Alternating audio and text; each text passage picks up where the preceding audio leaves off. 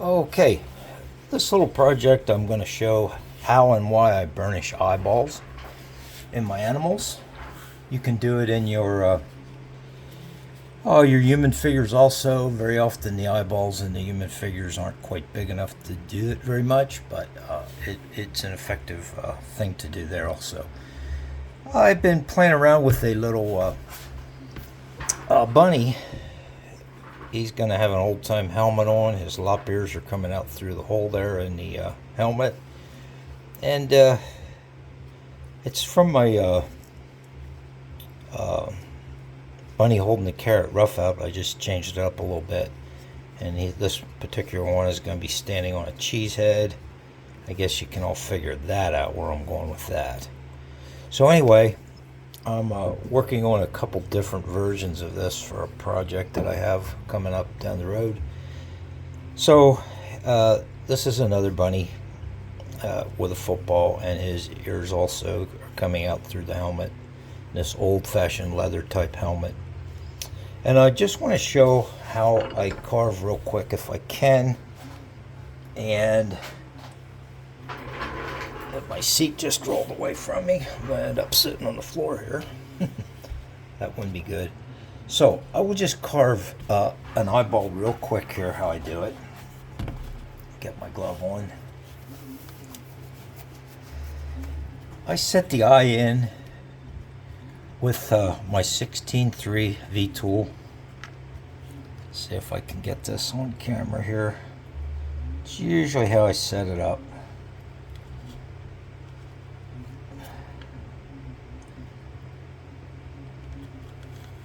And these bunnies, my animals, they have pretty big eyes.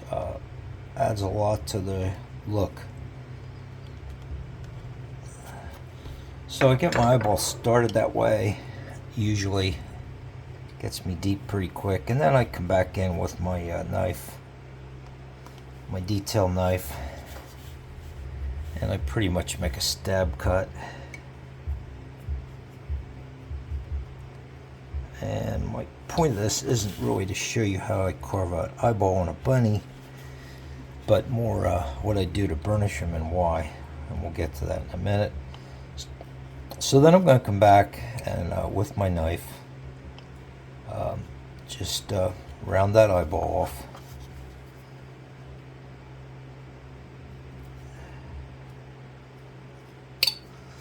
And we'll take it down a little. Round it off the whole way around.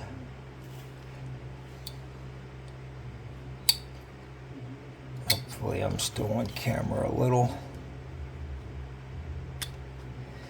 And then, as we often do with human eyes in the corners, I put a 3-corner cut to help accent the roundness.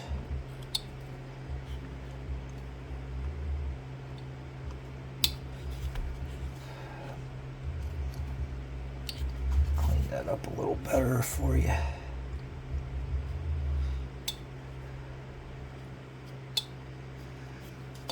Then just briefly on these eyes, I would use my 11 number 511 Vayner and set in a little eyelid there across the top and on the bottom.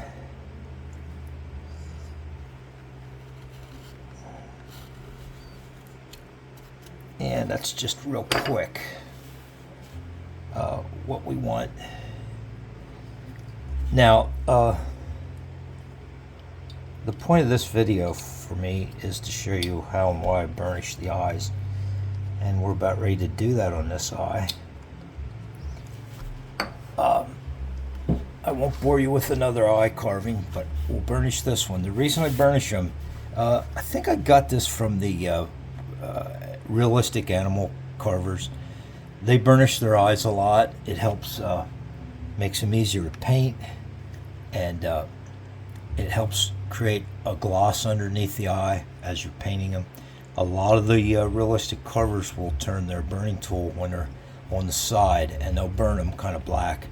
I don't like to do that so much because it takes me too dark. The eyes get too dark. for my caricature animals. So what I do is I have a real small, it's a number 5 gouge. It's almost flat. And I take, and I'm going to take my glove off for this so you can see a little better what I'm doing. I take and I pry, put pressure down the whole way around this eye to compress it. And what I'm doing is I'm taking the facets, the knife facets, the cuts, I'm removing them so that the eye is smooth and compressed. And I can wash this later, clean this up, and it'll still stay compressed once you've done this. So I'm using the back of this gouge to get down in there. And I don't know if you can see it in the picture. I can see it here. It's starting to develop a sheen as I compress those fibers and round that off. One thing this will do for you, it'll help create a little gloss underneath the eye as you're painting it.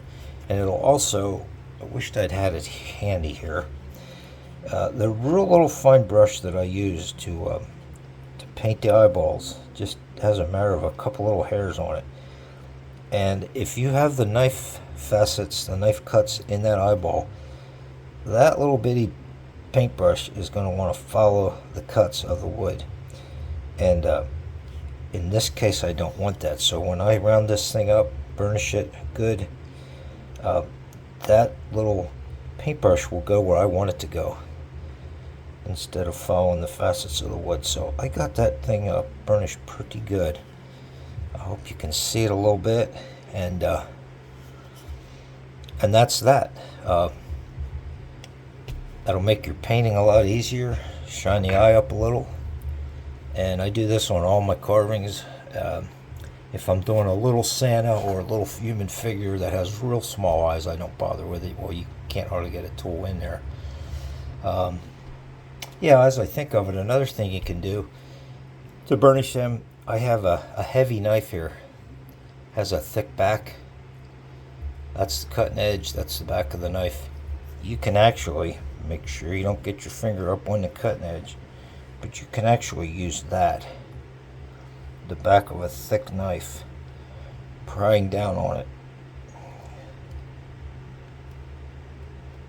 It does not work as good as my little gouge here does.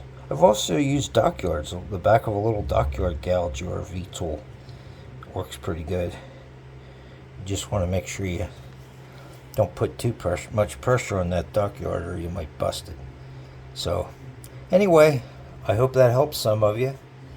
Happy carving. Good luck with your eyes.